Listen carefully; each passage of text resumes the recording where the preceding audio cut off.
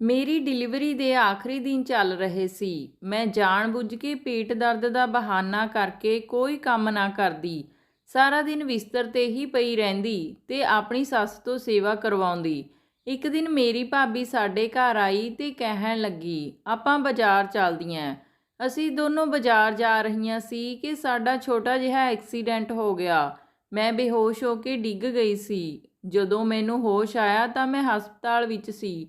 ਜਦੋਂ ਮੈਨੂੰ ਹੋਸ਼ ਆਇਆ ਤਾਂ ਸਾਹਮਣੇ ਵਾਲੇ ਬੈੱਡ 'ਤੇ ਮੇਰੀ ਨਜ਼ਰ ਗਈ ਤਾਂ ਬੈੱਡ 'ਤੇ ਲੇਟੀ ਹੋਈ ਔਰਤ ਨੂੰ ਦੇਖ ਕੇ ਮੇਰੀ ਰੂਹ ਕੰਬ ਗਈ, ਕਿਉਂਕਿ ਉੱਥੇ ਕੋਈ ਹੋਰ ਨਹੀਂ ਸਗੋਂ ਮੇਰਾ ਨਾਮ ਮੀਨਾਕਸ਼ੀ ਹੈ। ਮੈਂ ਇੱਕ ਸਧਾਰਨ ਘਰ ਵਿੱਚ ਪੈਦਾ ਹੋਈ ਸੀ, ਪਰ ਵਿਆਹ ਇੱਕ ਵਧੀਆ ਖਾਨਦਾਨ ਵਿੱਚ ਹੋਇਆ ਸੀ। ਮੇਰੀਆਂ ਸਹੇਲੀਆਂ ਤਾਂ ਜਲਣ ਦੇ ਮਾਰੇ ਲਾਲ ਪੀਲੀਆਂ ਹੋ ਰਹੀਆਂ ਸਨ। ਮੈਂ ਖੁਦ ਨੂੰ ਖੁਸ਼ਕਿਸਮਤ ਸਮਝ ਰਹੀ ਸੀ, ਕਿਉਂਕਿ ਮੇਰਾ ਘਰ ਵਾਲਾ ਵੀ ਕਿਸੇ ਐਕਟਰ ਤੋਂ ਘੱਟ ਖੂਬਸੂਰਤ ਨਹੀਂ ਸੀ। ਰਹਿ ਰਹਿ ਕੇ ਮੈਂ ਦਿਨ ਗੁਜ਼ਾਰੇ ਸਨ। ਖੈਰ, ਉਹ ਸਮਾਂ ਵੀ ਆ ਗਿਆ ਜਦੋਂ ਮੈਂ ਆਪਣੇ ਕੁਟੀਆ ਵਰਗੇ ਘਰ ਤੋਂ ਨਿਕਲ ਕੇ ਮਹਿਲਾਂ ਦੀ ਰਾਣੀ ਬਣ ਗਈ। ਵਿਆਹ ਤੋਂ ਬਾਅਦ ਮੇਰੇ ਪਤੀ ਨੇ ਮੇਰਾ ਪੂਰਾ ਸਾਥ ਦਿੱਤਾ ਸੀ। ਮੈਂ ਬਹੁਤ ਖੁਸ਼ ਸੀ, ਪਰ ਕਹਿੰਦੇ ਹਨ ਕਿ ਹਰ ਫੁੱਲ ਦੇ ਨਾਲ ਕੰਡੇ ਵੀ ਹੁੰਦੇ ਹਨ। ਠੀਕ ਇਸੇ ਤਰ੍ਹਾਂ ਹਰ ਖੁਸ਼ੀ ਦੇ ਪਿੱਛੇ ਕੁਝ ਦਰਦ ਵੀ ਲੁਕਿਆ ਹੁੰਦਾ ਹੈ। ਇਸ ਗੱਲ ਦਾ ਅਹਿਸਾਸ ਮੈਨੂੰ ਆਪਣੇ ਵਿਆਹ ਦੇ ਅਗਲੇ ਦਿਨ ਤੋਂ ਹੀ ਹੋ ਗਿਆ ਸੀ। ਮੈਂ ਆਪਣੇ ਪੇਕੇ ਘਰ ਦੇਰ ਤੱਕ ਸੁੱਤੀ ਰਹਿੰਦੀ ਸੀ। ਮੇਰਾ ਸਹੁਰਾ ਘਰ ਕਾਫੀ ਮਾਡਰਨ ਸੀ। ਮੈਨੂੰ ਲੱਗਿਆ ਕਿ ਮੈਨੂੰ ਇੱਥੇ ਕਿਸੇ ਤਰ੍ਹਾਂ ਦੀ ਕੋਈ ਪਾਬੰਦੀ ਨਹੀਂ ਲੱਗੇਗੀ। ਮੇਰੇ ਸਹੁਰੇ ਘਰ ਵਿੱਚ ਹੈ ਹੀ ਕੌਣ ਸੀ? ਇੱਕ ਪਤੀ, ਇੱਕ ਸੱਸ ਤੇ ਇੱਕ ਨਣਦ।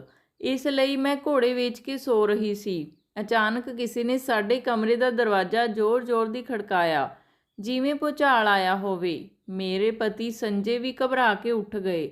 ਮੈਂ ਵੀ ਅੱਖਾਂ ਮਲਦੀ ਹੋਈ ਬੈੱਡ 'ਤੇ ਬੈਠ ਗਈ। ਸੰਜੇ ਨੇ ਉੱਠ ਕੇ ਦਰਵਾਜ਼ਾ ਖੋਲ੍ਹਿਆ ਤਾਂ ਸਾਹਮਣੇ ਮੇਰੀ ਨਣਦ ਬਿੰਦਰ ਖੜੀ ਸੀ। ਉਹ ਆਪਣੇ ਭਰਾ ਦੇ ਪਿੱਛੇ-ਪਿੱਛੇ ਮੇਰੇ ਕੋਲ ਆ ਗਈ ਅਤੇ ਆਵਾਜ਼ ਦੇ ਕੇ ਕਹਿਣ ਲੱਗੀ, ਭਾਬੀ, ਤੂੰ ਹੁਣ ਤੱਕ ਸੌਂ ਰਹੀ ਆਂ? ਜਲਦੀ ਨਾਲ ਉੱਠੋ, ਮੈਂ ਤੁਹਾਡੇ ਹੱਥ ਦਾ ਬਣਿਆ ਹੋਇਆ ਨਾਸ਼ਤਾ ਕਰਨਾ ਹੈ। ਅਚਾਨਕ ਹੋਏ ਇਸ ਹਮਲੇ ਤੋਂ ਮੈਂ ਘਬਰਾ ਗਈ ਸੀ। ਬਿੰਦਰ ਦੇ ਪਿੱਛੇ ਹੀ ਮੇਰੀ ਸੱਸ ਵੀ ਆ ਗਈ। ਉਹ ਬਿੰਦਰ ਨੂੰ ਝਿੜਕ ਰਹੀ ਸੀ, ਬਿੰਦਰ, ਇਹ ਕੀ ਬਚਪਨਾ ਹੈ ਬੇਟਾ, ਹਾਲੇ ਤਾਂ ਬਹੂ ਨੇ ਮਿੱਠਾ ਵੀ ਨਹੀਂ ਬਣਾਇਆ। ਬਿੰਦਰ ਕਹਿਣ ਲੱਗੀ, ਭਾਬੀ, ਪਹਿਲਾਂ ਮਿੱਠਾ ਬਣਾਵੇਗੀ ਤੇ ਫਿਰ ਮੇਰੇ ਲਈ ਨਾਸ਼ਤਾ। ਫਿਰ ਉਹ ਮੈਨੂੰ ਕਹਿਣ ਲੱਗੀ, ਭਾਬੀ, ਤੁਸੀਂ 15 ਮਿੰਟ ਵਿੱਚ ਉੱਠ ਕੇ ਫਰੈਸ਼ ਹੋ ਕੇ ਰਸੋਈ ਵਿੱਚ ਆ ਜਾਓ, ਮੈਨੂੰ ਬਹੁਤ ਜ਼ੋਰ ਦੀ ਭੁੱਖ ਲੱਗੀ ਆ। ਸੱਸ ਤੇ ਨਣਦ ਦੇ ਜਾਣ ਤੋਂ ਬਾਅਦ ਮੈਂ ਆਪਣੇ ਪਤੀ ਵੱਲ ਮਦਦ ਭਰੀਆਂ ਨਜ਼ਰਾਂ ਨਾਲ ਦੇਖਿਆ ਤਾਂ ਉਹ ਭੈਣ ਦੀ ਇਸ ਹਰਕਤ 'ਤੇ ਮੁਸਕਰਾ ਰਹੇ ਸੀ, ਪਰ ਮੈਨੂੰ ਬਹੁਤ ਗੁੱਸਾ ਆ ਰਿਹਾ ਸੀ। ਇਸ ਲਈ ਮੈਂ ਕਿਹਾ ਕਿ ਸੰਜੇ, ਮੈਨੂੰ ਬਿੰਦਰ ਦੀਆਂ ਹਰਕਤਾਂ ਬਿਲਕੁਲ ਵੀ ਚੰਗੀਆਂ ਨਹੀਂ ਲੱਗੀਆਂ। ਤੁਸੀਂ ਉਸ ਨੂੰ ਸਮਝਾਇਓ। ਮੈਂ ਇਸ ਘਰ ਦੀ ਬਹੂ ਹਾਂ, ਨੌਕਰਾਣੀ ਨਹੀਂ। ਮੇਰੀ ਇਸ ਗੱਲ 'ਤੇ ਸੰਜੇ ਹੈਰਾਨ ਹੋ ਗਏ ਤੇ ਕਹਿਣ ਲੱਗੇ, ਮੀਨਾਕਸ਼ੀ, ਅੱਜ ਤਾਂ ਤੂੰ ਇਹ ਗੱਲ ਕਹਿ ਦਿੱਤੀ, ਪਰ ਅੱਗੇ ਤੋਂ ਮੈਂ ਤੇਰੇ ਮੂੰਹ ਵਿੱਚੋਂ ਅਜਿਹੀ ਕੋਈ ਗੱਲ ਨਹੀਂ ਸੁਣਨਾ ਚਾਹੁੰਦਾ। ਬਿੰਦਰ ਮੈਨੂੰ ਮੇਰੇ ਬੱਚਿਆਂ ਵਰਗੀ ਹੈ। ਪਿਤਾ ਜੀ ਦੀ ਮੌਤ ਤੋਂ ਬਾਅਦ ਮੈਂ ਉਸ ਨੂੰ ਬਾਪ ਬਣ ਕੇ ਪਾਲਿਆ ਹੈ। ਜੇ ਤੂੰ ਅੱਜ ਤੋਂ ਬਾਅਦ ਬਿੰਦਰ ਦੀ ਕੋਈ ਵੀ ਗੱਲ ਮੰਨਣ ਤੋਂ ਇਨਕਾਰ ਕਰ ਦਿੱਤਾ ਤਾਂ ਮੈਂ ਤੈਨੂੰ ਤੇਰੇ ਪੇਕੇ ਛੱਡ ਆਵਾਂਗਾ, ਸਮਝੀ? ਸੰਜੇ ਦੀਆਂ ਗੱਲਾਂ ਸੁਣ ਕੇ ਮੇਰੀਆਂ ਅੱਖਾਂ ਭਿੱਜ ਗਈਆਂ। ਭਲਾ ਨਵੀਂ ਨਵੇਲੀ ਦੁਲਹਨ ਦੇ ਨਾਲ ਇਸ ਤਰ੍ਹਾਂ ਪੇਸ਼ ਆਉਂਦਾ ਹੈ ਕੋਈ? ਮੈਂ ਤਰੋ ਤਾਜ਼ਾ ਹੋ ਕੇ ਕਿਚਨ ਵਿੱਚ ਚਲੇ ਗਈ। ਉੱਥੇ ਬਿੰਦਰ ਦੀਆਂ ਫਰਮਾਇਸ਼ਾਂ ਦੀ ਲੰਬੀ ਲਿਸਟ ਤਿਆਰ ਸੀ। ਮੈਂ ਉਸ ਦੀ ਮਰਜ਼ੀ ਦੇ ਅਨੁਸਾਰ ਸਭ ਕੁਝ ਬਣਾ ਦਿੱਤਾ ਸੀ। ਬਿੰਦਰ ਮੇਰੇ ਤੋਂ ਸਿਰਫ 1 ਸਾਲ ਹੀ ਛੋਟੀ ਸੀ। ਉਹ ਇੰਨੀ ਵੀ ਬੱਚੀ ਨਹੀਂ ਸੀ ਕਿ ਉਸ ਨੂੰ ਪਤਾ ਹੀ ਨਾ ਹੋਵੇ ਕਿ ਨਵੀਂ ਨਵੇਲੀ ਦੁਲਹਨ ਦੇ ਨਾਲ ਕਿਸ ਤਰ੍ਹਾਂ ਦਾ ਵਰਤਾਓ ਕੀਤਾ ਜਾਂਦਾ ਹੈ। ਉਸ ਦੇ ਮਨ ਵਿੱਚ ਕਿੰਨੇ ਸੁਪਨੇ ਸਜੇ ਹੁੰਦੇ ਹਨ। ਖੈਰ, ਫਿਰ ਤਾਂ ਮੈਨੂੰ ਹਰ ਚੀਜ਼ ਦੀ ਆਦਤ ਜਿਹੀ ਹੋ ਗਈ ਸੀ। ਮੈਨੂੰ ਸਮਝ ਆ ਗਿਆ ਸੀ ਕਿ ਇਸ ਘਰ ਵਿੱਚ ਬਿੰਦਰ ਦਾ ਹੀ ਸਿੱਕਾ ਚੱਲਦਾ ਹੈ। ਮੈਂ ਵੀ ਸੰਜੇ ਦੀ ਖਾਤਰ ਬਿੰਦਰ ਨਾਲ ਪਿਆਰ ਮੁਹੱਬਤ ਨਾਲ ਪੇਸ਼ ਆਉਂਦੀ। ਸਾਡੇ ਵਿਆਹ ਨੂੰ 6 ਮਹੀਨੇ ਹੋ ਗਏ ਸੀ, ਪਰ ਹਾਲੇ ਤੱਕ ਸਾਨੂੰ ਪਰਮਾਤਮਾ ਨੇ ਔਲਾਦ ਦੀ ਖੁਸ਼ੀ ਤੋਂ ਦੂਰ ਰੱਖਿਆ ਸੀ। ਮੈਂ ਔਲਾਦ ਦੀ ਖਾਤਰ ਪਰਮਾਤਮਾ ਅੱਗੇ ਅਰਦਾਸ ਕਰਦੀ, ਕਿਉਂਕਿ ਮੈਨੂੰ ਪੂਰਾ ਯਕੀਨ ਸੀ ਕਿ ਬੱਚਾ ਹੋਣ 'ਤੇ ਬਿੰਦਰ ਦਾ ਲਾਡ ਪਿਆਰ ਵੀ ਘੱਟ ਹੋ ਜਾਵੇਗਾ। ਪਰ ਡਾਕਟਰ ਨੇ ਕਿਹਾ ਸੀ ਕਿ ਟੈਨਸ਼ਨ ਤੋਂ ਦੂਰ ਰਹੇਂਗੀ ਤਾਂ ਮਾਂ ਵੀ ਜਲਦੀ ਬਣ ਜਾਵੇਂਗੀ। ਇਸ ਲਈ ਮੈਂ ਹਨੀਮੂਨ 'ਤੇ ਜਾਣਾ ਚਾਹੁੰਦੀ ਸੀ, ਪਰ ਸੰਜੇ ਕੋਲ ਟਾਈਮ ਹੀ ਨਹੀਂ ਸੀ। ਮੈਂ ਉਸ ਦੇ ਪਿੱਛੇ ਪਈ ਰਹਿੰਦੀ, ਪਰ ਉਹ ਮੁਸਕਰਾ ਕੇ ਟਾਲ ਦਿੰਦੇ। ਆਖਰ ਉਹ ਮੰਨ ਹੀ ਗਏ ਤੇ ਮੈਂ ਬਹੁਤ ਖੁਸ਼ ਹੋਈ। ਮੈਂ ਸਾਰਾ ਦਿਨ ਤਿਆਰੀਆਂ ਕਰਦੀ ਰਹੀ। ਰਾਤ ਦੇ ਖਾਣੇ ਦੇ ਸਮੇਂ ਉਹਨਾਂ ਨੇ ਮੇਰੀ ਸੱਸ ਨੂੰ ਦੱਸਿਆ ਕਿ ਅਸੀਂ 3 ਹਫ਼ਤਿਆਂ ਦੇ ਲਈ ਹਨੀਮੂਨ 'ਤੇ ਜਾ ਰਹੇ ਹਾਂ। ਇਹ ਸੁਣ ਕੇ ਬਿੰਦਰ ਉੱਛਲ ਪਈ ਤੇ ਕਹਿਣ ਲੱਗੀ, ਮੈਂ ਵੀ ਜਾਣਾ ਹੈ। ਮੇਰੀਆਂ ਸਾਰੀਆਂ ਸਹੇਲੀਆਂ ਵੀ ਘੁੰਮਣ ਗਈਆਂ ਸੀ, ਮੈਨੂੰ ਵੀ ਆਪਣੇ ਨਾਲ ਲੈ ਚੱਲੋ। ਮੇਰੀ ਸੱਸ ਨੇ ਬਿੰਦਰ ਨੂੰ ਅੱਖਾਂ ਦਿਖਾਈਆਂ, ਜਦਕਿ ਮੇਰੇ ਪਤੀ ਮੁਸਕਰਾ ਰਹੇ ਸੀ। ਉਹ ਬੋਲੇ, ਜ਼ਰੂਰ ਚੱਲਾਂਗੇ ਗੁੜੀਆ। ਹੁਣ ਮੇਰਾ ਸਬਰ ਟੁੱਟ ਰਿਹਾ ਸੀ। ਆਖਰ ਮੈਂ ਬੋਲ ਹੀ ਪਈ, ਬਿੰਦਰ, ਆਪਣੀਆਂ ਸਹੇਲੀਆਂ ਤੋਂ ਪੁੱਛਣਾ ਕਿ ਉਹ ਵੀ ਆਪਣੇ ਭਰਾ ਤੇ ਭਾਬੀ ਦਾ ਹਨੀਮੂਨ ਖਰਾਬ ਕਰਨ ਗਈਆਂ ਸੀ ਜਾਂ ਫੈਮਿਲੀ ਟੂਰ 'ਤੇ। ਬਿੰਦਰ ਮੇਰੀ ਗੱਲ ਸੁਣ ਕੇ ਰੋਣ ਲੱਗੀ, ਜਦਕਿ ਮੈਂ ਡਾਈਨਿੰਗ ਟੇਬਲ ਤੋਂ ਉੱਠ ਕੇ ਕਮਰੇ ਵਿੱਚ ਆ ਗਈ। ਮੈਨੂੰ ਸੰਜੇ ਤੋਂ ਵੀ ਬਹੁਤ ਡਰ ਲੱਗ ਰਿਹਾ ਸੀ ਕਿ ਹੁਣ ਮੇਰੇ ਉੱਪਰ ਚੀਕੇਗਾ, ਪਰ ਅਜਿਹਾ ਕੁਝ ਨਹੀਂ ਹੋਇਆ। ਮੈਂ ਕਮਰੇ ਵਿੱਚ ਆਈ ਤੇ ਚੁੱਪਚਾਪ ਸੌਣ ਲਈ ਲੇਟ ਗਈ। ਜਦੋਂ ਸਵੇਰ ਹੋਈ ਤਾਂ ਉਹਨਾਂ ਨੇ ਮੇਰਾ ਪੈਕ ਕੀਤਾ ਹੋਇਆ ਸਮਾਨ ਗੱਡੀ ਵਿੱਚ ਰੱਖਿਆ ਤੇ ਮੈਨੂੰ ਚੱਲਣ ਲਈ ਕਿਹਾ। ਮੇਰੀ ਖੁਸ਼ੀ ਦਾ ਤਾਂ ਕੋਈ ਟਿਕਾਣਾ ਹੀ ਨਹੀਂ ਰਿਹਾ। ਮੈਨੂੰ ਲੱਗਿਆ ਸੀ ਕਿ ਮੈਂ ਜਿੱਤ ਗਈ। ਹੁਣ ਬਿੰਦਰ ਮੇਰੀਆਂ ਖੁਸ਼ੀਆਂ ਦੇ ਵਿੱਚ ਕਦੇ ਨਹੀਂ ਆਵੇਗੀ। ਪਰ ਇਹ ਕੀ ਹੋਇਆ? ਸੰਜੇ ਨੇ ਮੇਰੇ ਪੇਕਿਆਂ ਦੇ ਗੇਟ ਅੱਗੇ ਗੱਡੀ ਰੋਕ ਕੇ ਕਿਹਾ, ਇੱਥੇ ਉਤਰ ਜਾ, ਤੇਰਾ ਸਟਾਪ ਆ ਗਿਆ ਹੈ। ਮੈਂ ਅਣਜਾਣ ਬਣ ਕੇ ਉਸ ਦੇ ਵੱਲ ਦੇਖਣ ਲੱਗੀ ਤਾਂ ਉਹ ਬੋਲੇ, ਮਾਂ ਤੇ ਬਿੰਦਰ ਘੁੰਮਣ ਜਾ ਰਹੀਆਂ। ਤੈਨੂੰ ਇਕੱਲੇ ਘਰ ਛੱਡਣਾ ਠੀਕ ਨਹੀਂ ਸੀ, ਇਸ ਲਈ ਇੱਥੇ ਛੱਡ ਕੇ ਜਾ ਰਿਹਾ ਹਾਂ। ਜਦੋਂ ਤੱਕ ਤੇਰੀ ਅਕਲ ਟਿਕਾਣੇ ਨਹੀਂ ਆ ਜਾਂਦੀ, ਤੂੰ ਇੱਥੇ ਹੀ ਰਹੇਂਗੀ। ਉਹ ਸ਼ਬਦ ਨਹੀਂ ਸੀ, ਤੀਰ ਸਨ, ਜਿਨ੍ਹਾਂ ਨੇ ਮੇਰਾ ਸਾਰਾ ਸਰੀਰ ਛਲਣੀ ਕਰ ਦਿੱਤਾ ਸੀ। ਮੈਂ ਬੇਵੱਸ ਹੋ ਕੇ ਆਪਣੇ ਘਰ ਪਹੁੰਚ ਗਈ। 3 ਦਿਨ ਹੀ ਸ਼ਾਂਤੀ ਨਾਲ ਲੰਘੇ ਸੀ ਕਿ ਭਾਬੀ ਨੇ ਮੈਨੂੰ ਤਾਨੇ ਮਾਰਨੇ ਸ਼ੁਰੂ ਕਰ ਦਿੱਤੇ। ਉਹ ਮੇਰੀ ਮਾਂ ਨੂੰ ਮੇਰੀ ਪਰਵਰਿਸ਼ 'ਤੇ ਤਾਨੇ ਮਾਰਨ ਲੱਗ ਗਈ। ਉਹ ਕਹਿੰਦੀ ਕਿ ਬੇਟੀ ਨੂੰ ਕਿਸ ਤਰ੍ਹਾਂ ਦੀ ਪਰਵਰਿਸ਼ ਦਿੱਤੀ ਹੈ ਕਿ 6 ਮਹੀਨੇ ਵੀ ਸਹੁਰੇ ਘਰ ਟਿਕ ਨਾ ਸਕੀ। ਕੁਝ ਹੀ ਦਿਨ ਲੰਘੇ ਸੀ ਕਿ ਮੇਰੇ ਭਰਾ ਨੇ ਵੀ ਕਹਿ ਦਿੱਤਾ ਕਿ ਮੀਨਾਕਸ਼ੀ, ਹੁਣ ਤੂੰ ਮਹਿਮਾਨ ਤਾਂ ਰਹੀ ਨਹੀਂ, ਮਹਿਮਾਨ ਤਾਂ 2 ਦਿਨ ਦਾ ਹੁੰਦਾ ਹੈ, ਇਸ ਲਈ ਤੂੰ ਕੰਮ ਵਿੱਚ ਆਪਣੀ ਭਾਬੀ ਦੀ ਮਦਦ ਕਰ ਦਿਆ ਕਰ। ਮੈਨੂੰ ਉਹਨਾਂ ਸਾਰਿਆਂ ਦਾ ਵਰਤਾਓ ਬਹੁਤ ਦੁੱਖ ਦੇ ਰਿਹਾ ਸੀ। 2 ਵਕਤ ਦੀ ਰੋਟੀ ਦੇ ਲਈ ਮੈਨੂੰ ਮਜ਼ਦੂਰੀ ਕਰਨੀ ਪੈ ਰਹੀ ਸੀ। ਆਂਢੀ ਗੁਆਂਢੀ ਵੀ ਮੈਨੂੰ 100-100 ਗੱਲਾਂ ਸੁਣਾ ਜਾਂਦੇ। ਉਹਨਾਂ ਦੀਆਂ ਗੱਲਾਂ ਤੋਂ ਤੰਗ ਆ ਕੇ ਮੈਂ 1.5 ਮਹੀਨੇ ਬਾਅਦ ਆਪਣਾ ਸਮਾਨ ਚੁੱਕ ਕੇ ਸਹੁਰੇ ਘਰ ਚਲੀ ਗਈ। ਮੇਰੀ ਸੱਸ ਨੇ ਮੇਰਾ ਸਵਾਗਤ ਕੀਤਾ, ਜਦਕਿ ਬਿੰਦਰ ਮੈਨੂੰ ਦੇਖ ਕੇ ਪਰੇਸ਼ਾਨ ਹੋ ਗਈ ਤੇ ਬੋਲੀ, ਭਾਬੀ, ਤੁਸੀਂ ਤਾਂ ਬਿਨਾਂ ਵਜ੍ਹਾ ਆਉਣ ਦੀ ਤਕਲੀਫ ਕੀਤੀ। ਮੈਂ ਤਾਂ ਭਾਈ ਲਈ ਨਵੀਂ ਭਾਬੀ ਲੱਭ ਰਹੀ ਸੀ। ਇਹ ਗੱਲਾਂ ਸੁਣ ਕੇ ਮੈਂ ਬਹੁਤ ਡਰ ਗਈ, ਕਿਉਂਕਿ ਹੋਣਾ ਤਾਂ ਉਹੀ ਸੀ ਜੋ ਬਿੰਦਰ ਚਾਹੁੰਦੀ ਸੀ। ਪਰ ਮੇਰੀ ਸੱਸ ਨੇ ਬਿੰਦਰ ਨੂੰ ਡਾਂਟ ਕੇ ਚੁੱਪ ਕਰਾ ਦਿੱਤਾ। ਜਦੋਂ ਸੰਜੇ ਆਫਿਸ ਤੋਂ ਵਾਪਸ ਆਏ ਤਾਂ ਮੈਨੂੰ ਦੇਖ ਕੇ ਬਿਲਕੁਲ ਵੀ ਖੁਸ਼ ਨਹੀਂ ਹੋਏ ਸਨ। ਮੇਰੀ ਇੱਜ਼ਤ 2 ਕੌੜੀ ਦੀ ਰਹਿ ਗਈ ਸੀ। ਪਰ ਮੈਂ ਆਪਣੇ ਪੇਕਿਆਂ ਤੋਂ ਜ਼ਿੰਦਗੀ ਦਾ ਸਬਕ ਸਿੱਖ ਕੇ ਆਈ ਸੀ ਕਿ ਵਿਆਹ ਤੋਂ ਬਾਅਦ ਔਰਤ ਦੀ ਇੱਜ਼ਤ ਉਸਦੇ ਸਹੁਰਿਆਂ ਕਰਕੇ ਹੀ ਹੁੰਦੀ ਹੈ। ਇਸ ਲਈ ਮੈਂ ਬਿੰਦਰ ਨੂੰ ਖੁਸ਼ ਰੱਖਣ ਦੀ ਕੋਸ਼ਿਸ਼ ਕਰਦੀ ਰਹਿੰਦੀ। ਮੈਨੂੰ ਬਿੰਦਰ ਦੇ ਇਰਦ-ਗਿਰਦ ਘੁੰਮਦੇ ਦੇਖ ਕੇ ਸੰਜੇ ਦਾ ਵੀ ਰਵੱਈਆ ਮੇਰੇ ਪ੍ਰਤੀ ਠੀਕ ਹੋ ਗਿਆ ਸੀ। ਮੈਂ ਔਲਾਦ ਦੇ ਲਈ ਦੁਆ ਕਰਦੀ ਥੱਕਦੀ ਨਹੀਂ ਸੀ। ਸੰਜੇ ਨੂੰ ਵੀ ਬੱਚੇ ਦੀ ਇੱਛਾ ਸੀ, ਪਰ ਰੱਬ ਵੱਲੋਂ ਹੀ ਦੇਰ ਸੀ। ਇੱਧਰ ਬਿੰਦਰ ਮੈਨੂੰ ਤਕਲੀਫ ਦੇਣ ਦੀ ਹਰ ਸੰਭਵ ਕੋਸ਼ਿਸ਼ ਕਰਦੀ, ਪਰ ਮੈਂ ਦੇਖਿਆ ਸੀ ਕਿ ਅੱਜ-ਕੱਲ੍ਹ ਉਸਦਾ ਮੂਡ ਕੁਝ ਅਲੱਗ ਹੀ ਸੀ। ਹਰ ਵਕਤ ਖਿਝੀ ਰਹਿੰਦੀ ਸੀ, 2-2 ਘੰਟੇ ਘਰ ਤੋਂ ਗਾਇਬ ਰਹਿੰਦੀ ਸੀ। ਮੈਂ ਵੀ ਉਸਦਾ ਰਾਜ਼ ਜਾਣਨ ਦੀ ਠਾਣ ਲਈ ਸੀ। ਉਸਦੇ ਲਈ ਮੈਨੂੰ ਬੜੀ ਮਿਹਨਤ ਕਰਨੀ ਪਈ, ਪਰ ਆਖਰਕਾਰ ਸੱਚ ਕਦੋਂ ਤੱਕ ਲੁਕ ਸਕਦਾ ਸੀ। ਬਿੰਦਰ ਦਾ ਕਿਸੇ ਨਾਲ ਚੱਕਰ ਚੱਲਦਾ ਸੀ। ਸਾਡੇ ਏਰੀਏ ਦਾ ਹੀ ਲੜਕਾ ਸੀ, ਠੀਕ-ਠਾਕ ਕੱਦ, ਗਹਿਰਾ ਕਾਲਾ ਰੰਗ ਤੇ ਕੱਪੜਿਆਂ ਤੋਂ ਵੀ ਉਹ ਗਰੀਬੀ ਦੀ ਚੱਕੀ ਵਿੱਚ ਪੀਸਿਆ ਹੋਇਆ ਨੌਜਵਾਨ ਲੱਗ ਰਿਹਾ ਸੀ। ਉਸ ਵਿੱਚ ਕੋਈ ਵੀ ਖੂਬੀ ਨਹੀਂ ਸੀ ਜਿਸ ਦੀ ਬਦੌਲਤ ਉਸ ਨਾਲ ਮੁਹੱਬਤ ਕੀਤੀ ਜਾਂਦੀ। ਪਰ ਪਤਾ ਨਹੀਂ ਬਿੰਦਰ ਦੀਆਂ ਅੱਖਾਂ 'ਤੇ ਕੀ ਪੱਟੀ ਬੰਨੀ ਹੋਈ ਸੀ। ਮੈਂ ਸਾਰੇ ਮਾਮਲੇ ਦਾ ਬਹੁਤ ਮਜ਼ੇ ਨਾਲ ਲੁਤਫ ਉਠਾ ਰਹੀ ਸੀ। ਹਰ ਸ਼ਾਮ ਉਹ ਬਿੰਦਰ ਦੇ ਹੱਥ ਵਿੱਚ ਇੱਕ ਲਿਫਾਫਾ ਦੇ ਕੇ ਜਾਂਦਾ। ਉਸ ਦੇ ਬਾਅਦ ਬਿੰਦਰ ਕਈ ਘੰਟਿਆਂ ਤੱਕ ਆਪਣੇ ਕਮਰੇ ਵਿੱਚ ਹੀ ਰਹਿੰਦੀ। ਹੁਣ ਮੈਂ ਆਪਣੇ ਪਤੀ ਨੂੰ ਉਸ ਦੀ ਪਿਆਰੀ ਭੈਣ ਦਾ ਅਸਲੀ ਰੂਪ ਦਿਖਾਉਣ ਦਾ ਫੈਸਲਾ ਕੀਤਾ। ਇਸ ਲਈ ਜਦੋਂ ਵੀ ਮੈਂ ਤੇ ਸੰਜੇ ਇੱਕ ਦੂਸਰੇ ਕੋਲ ਬੈਠਦੇ ਤਾਂ ਮੈਂ ਉਸ ਨੂੰ ਇਹੀ ਕਹਿੰਦੀ ਕਿ ਬਿੰਦਰ ਲਈ ਕਿਤੇ ਚੰਗੀ ਜਗ੍ਹਾ ਰਿਸ਼ਤਾ ਲੱਭ ਲਿਓ। ਜਵਾਨੀ ਬੜੀ ਬੇਲਗਾਮ ਹੁੰਦੀ ਆ। ਅੱਜ ਕੱਲ੍ਹ ਜ਼ਮਾਨਾ ਵੀ ਮਾੜਾ ਹੈ। ਸੰਜੇ ਮੇਰੀ ਗੱਲ ਤੋਂ ਚਿੜ ਜਾਂਦਾ ਤੇ ਕਹਿੰਦਾ ਕਿ ਜ਼ਮਾਨਾ ਭਾਵੇਂ ਕਿਹੋ ਜਿਹਾ ਵੀ ਹੋਵੇ, ਮੇਰੀ ਭੈਣ ਨੂੰ ਇਸ ਜ਼ਮਾਨੇ ਦੀ ਹਵਾ ਨਹੀਂ ਲੱਗਦੀ। ਮੈਨੂੰ ਆਪਣੇ ਪਤੀ 'ਤੇ ਹਾਸਾ ਆਉਂਦਾ, ਕਿਉਂਕਿ ਉਸ ਨੂੰ ਆਪਣੀ ਭੈਣ 'ਤੇ ਬਹੁਤ ਜ਼ਿਆਦਾ ਭਰੋਸਾ ਸੀ। ਮੈਂ ਪੂਰੀ ਤਰ੍ਹਾਂ ਬਿੰਦਰ ਦੀ ਜਾਸੂਸੀ ਕਰ ਰਹੀ ਸੀ। ਇੱਕ ਦਿਨ ਮੈਂ ਬਿੰਦਰ ਨੂੰ ਘਰ ਤੋਂ ਬੜਾ ਤਿਆਰ ਹੋ ਕੇ ਬਾਹਰ ਨਿਕਲਦੇ ਹੋਏ ਦੇਖਿਆ। ਮੈਂ ਉਸ ਦਾ ਪਿੱਛਾ ਕਰਨ ਦਾ ਫੈਸਲਾ ਕੀਤਾ। ਮੈਂ ਉਸ ਤੋਂ ਦੂਰੀ ਬਣਾ ਕੇ ਉਸ ਦੇ ਪਿੱਛੇ-ਪਿੱਛੇ ਜਾ ਰਹੀ ਸੀ। ਉਹ ਘਰ ਤੋਂ ਇਹ ਕਹਿ ਕੇ ਨਿਕਲੀ ਕਿ ਉਹ ਆਪਣੀ ਸਹੇਲੀ ਦੇ ਘਰ ਜਾ ਰਹੀ ਹੈ। ਸਾਡੀ ਗਲੀ ਤੋਂ ਮੁੜ ਕੇ ਬਾਹਰ ਨਿਕਲਦੇ ਹੀ ਉਹ ਇੱਕ ਸ਼ਾਨਦਾਰ ਕੋਠੀ ਵਿੱਚ ਜਾ ਕੇ ਬੈਠ ਗਈ।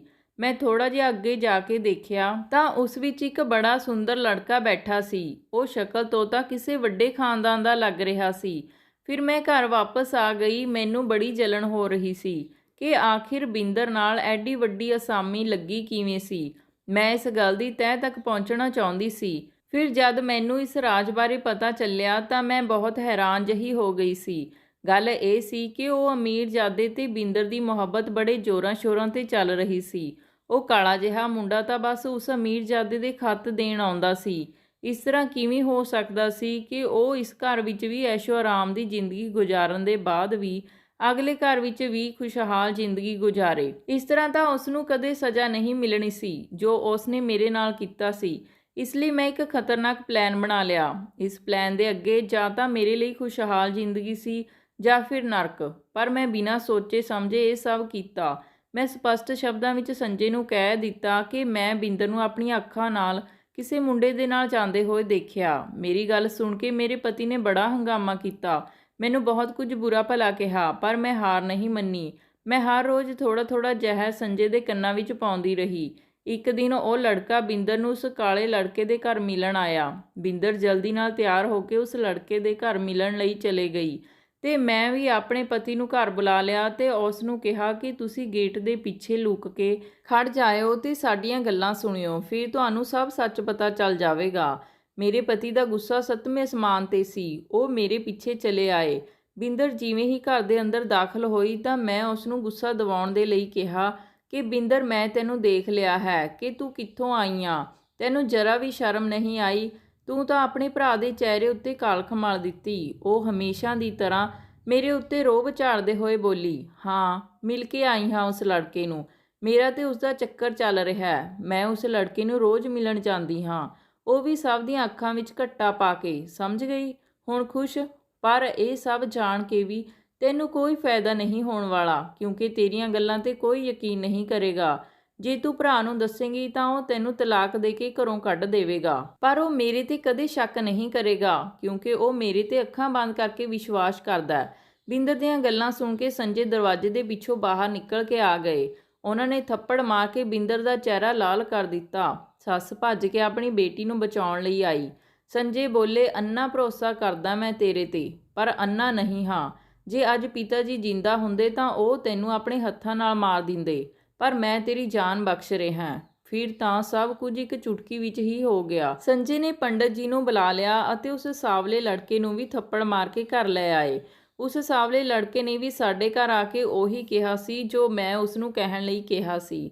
ਉਸ ਦਿਨ ਤੋਂ ਲਗਭਗ 3-4 ਦਿਨ ਪਹਿਲਾਂ ਮੈਂ ਉਸ ਸਾਵਲੇ ਲੜਕੇ ਦੇ ਘਰ ਗਈ ਸੀ। ਉਹ ਬਹੁਤ ਗਰੀਬ ਸੀ। ਉਸ ਨੂੰ ਆਪਣੀ ਮਾਂ ਦੇ ਇਲਾਜ ਲਈ 25,000 ਰੁਪਇਆ ਚਾਹੀਦਾ ਸੀ। ਮੈਂ ਉਸ ਦੀਆਂ ਗੱਲਾਂ ਦਾ ਫਾਇਦਾ ਉਠਾਉਂਦੇ ਹੋਏ ਉਸ ਨੂੰ 50,000 ਰੁਪਇਆ ਦੇ ਕੇ ਖਰੀਦ ਲਿਆ ਸੀ। ਇਸ ਲਈ ਉਸ ਨੇ ਉਹ ਸਭ ਕਹਿ ਦਿੱਤਾ ਜੋ ਮੈਂ ਉਸ ਦੇ ਮੂੰਹ ਤੋਂ ਕਹਾਉਣਾ ਚਾਹੁੰਦੀ ਸੀ। ਹੁਣ ਪੰਡਤ ਜੀ ਉਹਨਾਂ ਦੋਨਾਂ ਦਾ ਵਿਆਹ ਕਰਵਾ ਰਹੇ ਸੀ। ਮੈਂ ਇਹ ਸਭ ਬੜੀ ਖੁਸ਼ੀ ਨਾਲ ਦੇਖ ਰਹੀ ਸੀ। ਬਿੰਦਰ ਹੱਥ ਜੋੜ ਜੋੜ ਕੇ ਕਹਿ ਰਹੀ ਸੀ ਕਿ ਮੈਂ ਇਸ ਲੜਕੇ ਨਾਲ ਪਿਆਰ ਨਹੀਂ ਕਰਦੀ, ਮੈਂ ਦੂਜੇ ਲੜਕੇ ਨਾਲ ਪਿਆਰ ਕਰਦੀ ਹਾਂ। ਸੰਜੇ ਨੂੰ ਉਸ ਦੀਆਂ ਗੱਲਾਂ 'ਤੇ ਹੋਰ ਵੀ ਗੁੱਸਾ ਆ ਰਿਹਾ ਸੀ ਕਿ ਉਸ ਦੀ ਭੈਣ ਕਿੰਨੇ ਲੜਕਿਆਂ ਨੂੰ ਜਾਣਦੀ ਹੈ। ਉੱਧਰ ਮੇਰੀ ਸੱਸ ਨੇ ਰੋ ਰੋ ਕੇ ਆਪਣਾ ਬੁਰਾ ਹਾਲ ਕੀਤਾ ਸੀ। ਚਲੋ, ਮੇਰੀ ਮਾਂ ਦੀ ਇੱਛਾ ਤਾਂ ਪੂਰੀ ਹੋ ਗਈ ਤੇ ਬਿੰਦਰ ਦਾ ਬੁਰਾ ਸਾਇਆ ਮੇਰੀ ਜ਼ਿੰਦਗੀ ਤੋਂ ਹਮੇਸ਼ਾ ਦੇ ਲਈ ਹਟ ਗਿਆ ਸੀ, ਕਿਉਂਕਿ ਉਸ ਨੇ ਮੇਰੇ ਨਾਲ ਬਹੁਤ ਬੁਰਾ ਕੀਤਾ ਸੀ ਤੇ ਹੁਣ ਉਸ ਦੇ ਨਾਲ ਬੁਰਾ ਹੋ ਰਿਹਾ ਸੀ। ਉਹ ਉਸ ਗਰੀਬ ਲੜਕੇ ਦੇ ਘਰ ਵਿਆਹ ਕੇ ਚਲੀ ਗਈ ਸੀ। ਉਹ ਲੋਕਾਂ ਦੇ ਘਰ ਝਾੜੂ ਪੋਚਾ ਕਰਕੇ ਆਪਣਾ ਢਿੱਡ ਭਰਦੀ ਸੀ। ਇਸ ਘਟਨਾ ਤੋਂ ਬਾਅਦ ਮੇਰੀ ਸੱਸ ਪੂਰੀ ਤਰ੍ਹਾਂ ਟੁੱਟ ਗਈ ਸੀ ਤੇ ਹੁਣ ਘਰ ਦੀ ਸ਼ੇਰਨੀ ਮੈਂ ਬਣ ਗਈ ਸੀ। ਹੁਣ ਮੈਂ ਆਪਣੀ ਸੱਸ ਤੋਂ ਹੀ ਘਰ ਦੇ ਸਾਰੇ ਕੰਮ ਕਰਾਉਣ ਲੱਗ ਪਈ। ਇਹਨਾਂ ਦਿਨਾਂ ਵਿੱਚ ਹੀ ਰੱਬ ਨੇ ਮੈਨੂੰ ਔਲਾਦ ਦੀ ਪਹਿਲੀ ਖੁਸ਼ੀ ਦਿੱਤੀ। ਮੈਂ ਮਾਂ ਬਣਨ ਵਾਲੀ ਸੀ ਤਾਂ ਸੰਜੇ ਦੇ ਦਿਲ ਵਿੱਚੋਂ ਵੀ ਭੈਣ ਦਾ ਗਮ ਨਿਕਲ ਗਿਆ ਸੀ। ਹੁਣ ਘਰ ਵਿੱਚ ਮੇਰਾ ਹੁਕਮ ਚੱਲਦਾ ਸੀ ਤੇ ਹਰ ਗੱਲ ਮੇਰੇ ਮੁਤਾਬਕ ਹੁੰਦੀ ਸੀ। ਬਿੰਦਰ ਨੇ ਬਿਨਾਂ ਵਜ੍ਹਾ ਮੇਰਾ ਕੀਮਤੀ ਸਮਾਂ, ਮੇਰੀਆਂ ਖੁਸ਼ੀਆਂ ਬਰਬਾਦ ਕਰ ਦਿੱਤੀਆਂ ਸੀ। ਦੇਖਦੇ ਹੀ ਦੇਖਦੇ ਮੇਰੇ 8 ਮਹੀਨੇ ਪੂਰੇ ਹੋ ਗਏ ਸਨ। ਹੁਣ ਇਹ ਮੇਰੇ ਆਰਾਮ ਦੇ ਦਿਨ ਸਨ ਕਿ ਮੇਰੀ ਸੱਸ ਨੇ ਹੁਣ ਅਜੀਬ ਨਾਟਕ ਸ਼ੁਰੂ ਕਰ ਦਿੱਤਾ ਸੀ। ਕਦੇ ਉਸ ਨੂੰ ਚੱਕਰ ਆਉਣ ਲੱਗਦੇ ਤੇ ਕਦੇ ਉਸ ਨੂੰ ਉਲਟੀ ਆਉਣ ਨੂੰ ਕਰਦੀ। ਉਹ ਸਾਰਾ ਦਿਨ ਪਰੇਸ਼ਾਨ ਰਹਿਣ ਲੱਗੀ। ਹੁਣ ਤਾਂ ਉਸ ਦਾ ਬੇਟਾ ਵੀ ਉਸ ਦੀ ਸੇਵਾ ਵਿੱਚ ਲੱਗਿਆ ਰਹਿੰਦਾ। ਮੇਰੀ ਵੀ ਹਾਲਤ ਅਜਿਹੀ ਹੋ ਗਈ ਸੀ ਕਿ ਮੈਂ ਵੀ ਘਰ ਦਾ ਕੋਈ ਕੰਮ ਨਹੀਂ ਕਰ ਪਾ ਰਹੀ ਸੀ। ਮੇਰੀ ਸੱਸ ਸਾਰਾ ਦਿਨ ਬੈੱਡ 'ਤੇ ਆਰਾਮ ਕਰਦੀ ਰਹਿੰਦੀ। ਮੈਂ ਸੋਚਦੀ ਕਿ ਉਹ ਤਾਂ ਨਾਟਕ ਕਰ ਰਹੀ ਆ, ਪਰ ਜਦੋਂ ਮੈਂ ਉਸ ਨੂੰ ਡਿਲੀਵਰੀ ਵਾਰਡ ਵਿੱਚ ਦੇਖਿਆ ਤਾਂ ਮੈਨੂੰ ਸੱਚਾਈ ਦਾ ਪਤਾ ਚੱਲ ਗਿਆ। ਬੇਟੀ ਤਾਂ ਬੇਟੀ, ਮਾਂ ਵੀ ਕਿਸੇ ਤੋਂ ਘੱਟ ਨਾ ਨਿਕਲੀ। ਉਸਨੇ ਵੀ ਮੇਰੀਆਂ ਤੇ ਸੰਜੇ ਦੀਆਂ ਅੱਖਾਂ ਵਿੱਚ ਘੱਟਾ ਪਾ ਦਿੱਤਾ ਸੀ। ਹੋਇਆ ਇਹ ਸੀ ਕਿ ਇੱਕ ਦਿਨ ਮੇਰੀ ਭਾਬੀ ਸਾਡੇ ਘਰ ਆਈ ਤੇ ਕਹਿਣ ਲੱਗੀ, ਆਪਾਂ ਬਾਜ਼ਾਰ ਚੱਲਦੀਆਂ। ਅਸੀਂ ਦੋਨੋਂ ਬਾਜ਼ਾਰ ਜਾ ਰਹੀਆਂ ਸੀ ਕਿ ਸਾਡਾ ਛੋਟਾ ਜਿਹਾ ਐਕਸੀਡੈਂਟ ਹੋ ਗਿਆ। ਮੈਂ ਬੇਹੋਸ਼ ਹੋ ਕੇ ਡਿੱਗ ਗਈ ਸੀ। ਜਦੋਂ ਮੈਨੂੰ ਹੋਸ਼ ਆਇਆ ਤਾਂ ਮੈਂ ਹਸਪਤਾਲ ਵਿੱਚ ਸੀ। ਮੈਨੂੰ ਕੁਝ ਪਤਾ ਨਹੀਂ ਚੱਲਿਆ ਕਿ ਕਦੋਂ ਮੈਂ ਹਸਪਤਾਲ ਪਹੁੰਚ ਗਈ ਤੇ ਕਦੋਂ ਮੇਰਾ ਇਲਾਜ ਸ਼ੁਰੂ ਹੋਇਆ। ਕਈ ਘੰਟਿਆਂ ਦੀ ਬੇਹੋਸ਼ੀ ਤੋਂ ਬਾਅਦ ਜਦੋਂ ਮੈਨੂੰ ਹੋਸ਼ ਆਇਆ ਤਾਂ ਮੈਨੂੰ ਬੜਾ ਹਲਕਾ ਜਿਹਾ ਮਹਿਸੂਸ ਹੋ ਰਿਹਾ ਸੀ, ਜਿਵੇਂ ਮੇਰੇ ਸਰੀਰ ਦਾ ਇੱਕ ਹਿੱਸਾ ਅਲੱਗ ਹੋ ਗਿਆ ਹੋਵੇ। ਜਦ ਮੈਂ ਆਪਣੇ ਪੇਟ ਵੱਲ ਦੇਖਿਆ ਤਾਂ ਮੈਂ ਸਮਝ ਗਈ। ਮੈਂ ਖੁਸ਼ੀ ਨਾਲ ਆਪਣੀ ਭਾਬੀ ਨੂੰ ਆਵਾਜ਼ ਮਾਰੀ ਤੇ ਉਸ ਨੂੰ ਪੁੱਛਿਆ ਕਿ ਮੇਰਾ ਬੱਚਾ ਕਿੱਥੇ ਹੈ। ਮੇਰੀਆਂ ਗੱਲਾਂ ਸੁਣ ਕੇ ਮੇਰੀ ਭਾਬੀ ਰੋਣ ਲੱਗੀ। ਉਸ ਦਾ ਰੋਣਾ ਸੁਣ ਕੇ ਮੈਂ ਘਬਰਾ ਗਈ। ਮੈਂ ਚੀਕ ਕੇ ਨਰਸਾਂ ਤੋਂ ਆਪਣੇ ਬੱਚੇ ਦੇ ਬਾਰੇ ਪੁੱਛਣ ਲੱਗੀ ਤਾਂ ਮੈਨੂੰ ਇੱਕ ਡਾਕਟਰ ਨੇ ਆ ਕੇ ਦੱਸਿਆ ਕਿ ਰੱਬ ਨੇ ਤੁਹਾਨੂੰ ਬੇਟਾ ਦਿੱਤਾ ਸੀ, ਪਰ ਅਸੀਂ ਉਸ ਨੂੰ ਬਚਾ ਨਾ ਸਕੇ। ਹੁਣ ਤਾਂ ਤੁਸੀਂ ਸ਼ਾਇਦ ਕਦੇ ਮਾਂ ਵੀ ਨਹੀਂ ਬਣ ਸਕੋਗੇ। ਮੈਂ ਉੱਚੀ ਰੋਣ ਲੱਗੀ। ਇਸ ਲਈ ਉਹਨਾਂ ਨੇ ਮੈਨੂੰ ਆਰਾਮ ਦਾ ਇੰਜੈਕਸ਼ਨ ਲਗਾ ਦਿੱਤਾ। ਫਿਰ ਜਦੋਂ ਮੈਨੂੰ ਹੋਸ਼ ਆਇਆ ਤਾਂ ਮੇਰੇ ਕੰਨਾਂ ਵਿੱਚ ਮੇਰੀ ਸੱਸ ਦੀ ਆਵਾਜ਼ ਪਈ। ਉਹ ਕਿਸੇ ਨੂੰ ਬੇਟਾ ਹੋਣ ਦੀ ਵਧਾਈ ਦੇ ਰਹੀ ਸੀ। ਤਾਂ ਉਦੋਂ ਹੀ ਮੈਨੂੰ ਬਿੰਦਰ ਦੀ ਆਵਾਜ਼ ਸੁਣਾਈ ਦਿੱਤੀ। ਮੈਂ ਜਲਦੀ ਨਾਲ ਅੱਖਾਂ ਖੋਲ੍ਹੀਆਂ ਤੇ ਦੇਖਿਆ ਕਿ ਬਿੰਦਰ ਦਾ ਬੈੱਡ ਮੇਰੇ ਬੈੱਡ ਤੋਂ ਥੋੜ੍ਹੀ ਦੂਰੀ 'ਤੇ ਸੀ ਤੇ ਉਹ ਖੁਸ਼ੀ ਨਾਲ ਆਪਣੇ ਬੱਚੇ ਨੂੰ ਗੋਦ ਵਿੱਚ ਲਈ ਚੁੰਮ ਰਹੀ ਸੀ। ਮੇਰੀ ਸੱਸ ਉਹਨਾਂ ਦੋਨਾਂ ਨੂੰ ਦੇਖ ਕੇ ਖੁਸ਼ ਹੋ ਰਹੀ ਸੀ। ਮੈਂ ਆਪਣੀ ਸੱਸ ਨੂੰ ਦੇਖ ਕੇ ਸਮਝ ਗਈ ਕਿ ਉਹ ਸਾਡੇ ਦੋਨਾਂ ਤੋਂ ਚੋਰੀ ਆਪਣੀ ਬੇਟੀ ਨੂੰ ਮਿਲਦੀ ਸੀ। ਬਿੰਦਰ ਫਿਰ ਤੋਂ ਇੱਕ ਵਾਰ ਮੇਰੇ ਤੋਂ ਜਿੱਤ ਗਈ ਸੀ। ਉਸਨੇ ਇੱਕ ਬੇਟੀ ਨੂੰ ਜਨਮ ਦਿੱਤਾ ਸੀ ਤੇ ਮੈਂ ਆਪਣੇ ਬੱਚੇ ਨੂੰ ਖੋ ਦਿੱਤਾ ਸੀ। ਮੈਂ ਉੱਠ ਕੇ ਬਿੰਦਰ ਦੇ ਬੈੱਡ ਦੇ ਕੋਲ ਚਲੀ ਗਈ। ਮੈਂ ਰੋ ਰਹੀ ਸੀ। ਮੈਂ ਬਿੰਦਰ ਨੂੰ ਕਿਹਾ, ਬਿੰਦਰ, ਵਿਆਹ ਤੋਂ ਬਾਅਦ ਤੂੰ ਮੇਰੇ ਨਾਲ ਬਹੁਤ ਬੁਰਾ ਕੀਤਾ ਸੀ। ਤੂੰ ਮੇਰੇ ਨਾਲ ਕਿੰਨਾ ਦੁਰਵਿਹਾਰ ਕੀਤਾ ਸੀ, ਪਰ ਜਦੋਂ ਮੈਂ ਤੇਰੇ ਨਾਲ ਥੋੜਾ ਜਿਹਾ ਬੁਰਾ ਕੀਤਾ ਤਾਂ ਪਰਮਾਤਮਾ ਨੇ ਮੇਰੇ ਤੋਂ ਮੇਰੀ ਔਲਾਦ ਖੋ ਕੇ ਤੁਰੰਤ ਬਦਲਾ ਲੈ ਲਿਆ, ਜਦਕਿ ਤੂੰ ਤਾਂ ਅੱਜ ਵੀ ਖੁਸ਼ ਹੈ। ਮੇਰੀ ਗੱਲ ਸੁਣ ਕੇ ਉਹ ਗੁੰਮਸੁੰਮ ਹੋ ਗਈ। ਫਿਰ ਕਹਿਣ ਲੱਗੀ ਕਿ ਭਾਬੀ, ਤੂੰ ਮੈਨੂੰ ਬਿਲਕੁਲ ਵੀ ਪਸੰਦ ਨਹੀਂ ਸੀ। ਮੈਂ ਚਾਹੁੰਦੀ ਸੀ ਕਿ ਤੂੰ ਮੇਰੇ ਭਰਾ ਤੋਂ ਦੂਰ ਰਹੇ। ਮੇਰਾ ਭਰਾ ਸਿਰਫ ਮੇਰਾ ਖਿਆਲ ਰੱਖੇ, ਮੈਨੂੰ ਪਿਆਰ ਕਰੇ। ਇਸੇ ਕਰਕੇ ਮੈਂ ਹਰ ਵਕਤ ਕੋਸ਼ਿਸ਼ ਕਰਦੀ ਰਹਿੰਦੀ ਕਿ ਮੈਂ ਤੁਹਾਨੂੰ ਤਕਲੀਫ ਦਵਾਂ ਤਾਂ ਕਿ ਤੂੰ ਮੇਰੇ ਭਰਾ ਨੂੰ ਛੱਡ ਕੇ ਚਲੇ ਜਾਵੇਂ। ਜੋ ਕੁਝ ਵੀ ਮੈਂ ਤੁਹਾਡੇ ਨਾਲ ਕੀਤਾ ਸੀ ਉਸ ਦੀ ਸਜ਼ਾ ਮੈਨੂੰ ਮਿਲ ਗਈ। ਉਹ ਲੜਕਾ ਮੇਰੇ ਤੇ ਹਮੇਸ਼ਾ ਸ਼ੱਕ ਕਰਦਾ ਰਹਿੰਦਾ ਸੀ ਕਿ ਕਿਤੇ ਮੈਂ ਉਸ ਅਮੀਰਜ਼ਾਦੇ ਨਾਲ ਭੱਜ ਨਾ ਜਾਵਾਂ ਜਿਸ ਨੂੰ ਮੈਂ ਪਿਆਰ ਕਰਦੀ ਸੀ। ਉਹ ਮੈਨੂੰ ਮਾਰਦਾ ਕੁੱਟਦਾ ਰਹਿੰਦਾ ਤੇ ਲੋਕਾਂ ਦੇ ਘਰ ਕੰਮ ਕਰਾਉਂਦਾ। ਭਾਬੀ, ਇਸ ਦੁਨੀਆ ਵਿੱਚ ਹਰ ਇਨਸਾਨ ਨੂੰ ਉਸ ਦੇ ਕੀਤੇ ਦੀ ਸਜ਼ਾ ਜ਼ਰੂਰ ਮਿਲਦੀ ਹੈ। ਮੈਂ ਜੋ ਤੁਹਾਡੇ ਨਾਲ ਕੀਤਾ ਸੀ ਉਸ ਦੀ ਸਜ਼ਾ ਮੈਨੂੰ ਮਿਲ ਗਈ, ਪਰ ਤੁਸੀਂ ਜੋ ਮੇਰੇ ਨਾਲ ਕੀਤਾ, ਮੇਰੇ ਤੋਂ ਮੇਰੇ ਪਰਿਵਾਰ ਦਾ ਪਿਆਰ ਵੀ ਖੋਹ ਲਿਆ ਤੇ ਮੇਰੀ ਮੁਹੱਬਤ ਨੂੰ ਵੀ ਮੇਰੇ ਤੋਂ ਦੂਰ ਕਰ ਦਿੱਤਾ ਤੇ ਪਰਮਾਤਮਾ ਨੇ ਤੁਹਾਡੇ ਤੋਂ ਤੁਹਾਡੀ ਮੁਹੱਬਤ ਅਤੇ ਔਲਾਦ ਖੋਹ ਲਈ। ਸਾਡਾ ਹਿਸਾਬ ਬਰਾਬਰ ਹੋ ਗਿਆ, ਪਰ ਮੇਰੀ ਮਾਂ ਦਾ ਇਸ ਵਿੱਚ ਕੋਈ ਕਸੂਰ ਨਹੀਂ ਹੈ। ਤੁਸੀਂ ਮੇਰੀ ਮਾਂ ਦਾ ਖਿਆਲ ਰੱਖਿਓ। ਮੇਰੀ ਮਾਂ ਦੇ ਗੁਰਦਿਆਂ ਵਿੱਚ ਖਰਾਬੀ ਆਈ ਹੈ, ਇਸ ਲਈ ਇਸ ਤੋਂ ਕੁਝ ਵੀ ਖਾਧਾ ਪੀਤਾ ਹਜਮ ਨਹੀਂ ਹੁੰਦਾ, ਜਿਸ ਨਾਲ ਕੋਈ ਹੋਰ ਵੱਡੀ ਬਿਮਾਰੀ ਹੋਣ ਦਾ ਵੀ ਖਤਰਾ ਹੈ। ਹੁਣ ਇੱਕ ਹੋਰ ਪਾਪ ਤੁਸੀਂ ਆਪਣੇ ਸਿਰ 'ਤੇ ਨਾ ਲਿਓ। ਰੱਬ ਦੇ ਵਾਸਤੇ ਤੁਸੀਂ ਇਹਨਾਂ ਉੱਤੇ ਤਰਸ ਖਾਓ। ਹੋ ਸਕਦਾ ਹੈ ਕਿ ਮੇਰੀ ਮਾਂ ਦੀਆਂ ਦੁਆਵਾਂ ਨਾਲ ਤੁਸੀਂ ਫਿਰ ਤੋਂ ਮਾਂ ਬਣ ਜਾਓ। ਬਿੰਦਰ ਦੀਆਂ ਗੱਲਾਂ ਸੁਣ ਕੇ ਮੈਨੂੰ ਸਮਝ ਲੱਗ ਗਈ ਸੀ ਕਿ ਮੈਂ ਕਿੱਥੇ ਗਲਤ ਸੀ। ਮੇਰੀ ਨਣਦ ਨੇ ਮੇਰੇ ਨਾਲ ਜੋ ਕੀਤਾ ਸੀ ਉਸ ਦਾ ਬਦਲਾ ਮੈਨੂੰ ਨਹੀਂ ਲੈਣਾ ਚਾਹੀਦਾ ਸੀ, ਸਗੋਂ ਸਭ ਕੁਝ ਰੱਬ 'ਤੇ ਛੱਡ ਦੇਣਾ ਚਾਹੀਦਾ ਸੀ। ਜੇ ਸਾਡੇ ਨਾਲ ਕੋਈ ਵੀ ਗਲਤ ਕਰਦਾ ਹੈ ਤਾਂ ਉਸ ਨੂੰ ਪਰਮਾਤਮਾ 'ਤੇ ਛੱਡ ਦੇਣਾ ਚਾਹੀਦਾ ਹੈ। ਫਿਰ ਪਰਮਾਤਮਾ ਆਪੇ ਉਸ ਨੂੰ ਸਜ਼ਾ ਦਿੰਦਾ ਹੈ, ਕਿਉਂਕਿ ਪਰਮਾਤਮਾ ਦੀ ਮਾਰੀ ਹੋਈ ਚਪੇੜ ਸਾਰੀ ਜ਼ਿੰਦਗੀ ਯਾਦ ਰਹਿੰਦੀ ਹੈ। ਇਸ ਲਈ ਉਸ ਦਿਨ ਤੋਂ ਬਾਅਦ ਮੈਂ ਹੁਣ ਆਪਣੀ ਸੱਸ ਦਾ ਪੂਰਾ ਖਿਆਲ ਰੱਖਦੀ ਹਾਂ। ਮੈਂ ਆਪਣੀ ਨਣਦ ਨੂੰ ਵੀ ਮਾफ़ ਕਰ ਦਿੱਤਾ ਸੀ ਤੇ ਸੰਜੇ ਨਾਲ ਗੱਲ ਕਰਕੇ ਉਸ ਨੂੰ ਵੀ ਸਮਝਾ ਦਿੱਤਾ ਸੀ। ਹੁਣ ਮੇਰੀ ਨਣਦ ਸਾਡੇ ਘਰ ਆਉਣ ਜਾਣ ਲੱਗ ਗਈ ਸੀ, ਜਿਸ ਨਾਲ ਮੇਰੀ ਸੱਸ ਵੀ ਹੁਣ ਖੁਸ਼ ਰਹਿਣ ਲੱਗੀ ਸੀ ਤੇ ਉਸ ਦੀ ਸਿਹਤ ਵਿੱਚ ਵੀ ਹੁਣ ਸੁਧਾਰ ਹੋਣ ਲੱਗਿਆ ਸੀ। 2 ਸਾਲ ਬਾਅਦ ਪਰਮਾਤਮਾ ਨੇ ਮੇਰੀ ਸੁਣ ਲਈ ਤੇ ਮੇਰੇ ਇੱਕ ਬੇਟੀ ਪੈਦਾ ਹੋਈ। ਹੁਣ ਅਸੀਂ ਸਾਰੇ ਖੁਸ਼ੀ ਰਹਿ ਰਹੇ ਹਾਂ। ਤਾਂ ਦੋਸਤੋ, ਇਹ ਸੀ ਅੱਜ ਦੀ ਕਹਾਣੀ। ਜੇ ਕਹਾਣੀ ਤੁਹਾਨੂੰ ਵਧੀਆ ਲੱਗੀ ਕਮੈਂਟ ਕਰਕੇ ਜ਼ਰੂਰ ਦੱਸਿਓ ਜੀ। ਧੰਨਵਾਦ ਜੀ।